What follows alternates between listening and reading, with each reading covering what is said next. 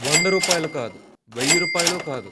ఏకంగా కిలో మామిడి పండ్ల ధర దాదాపు 3,00,000. వినడానికి ఆశ్చర్యంగా ఉన్నా ఇది నిజం. ప్రపంచంలోనే అత్యంత ఖరీదైన మామిడి రకం ఇప్పుడు మన తెలంగాణలోని రంగారెడ్డి జిల్లాలో పండుతోంది.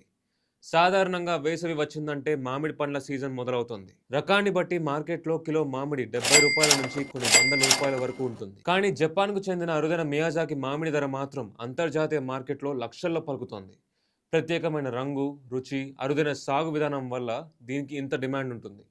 ఈ అరుదైన మియాజాకి మామిడి ఇప్పుడు హైదరాబాద్ శివారులో రంగారెడ్డి జిల్లా మొయినాబాద్ మండలం కేతిరెడ్డిపల్లి ప్రాంతంలోని మతీన్ ముజదాది ఫామ్ హౌస్‌లో కాసింది.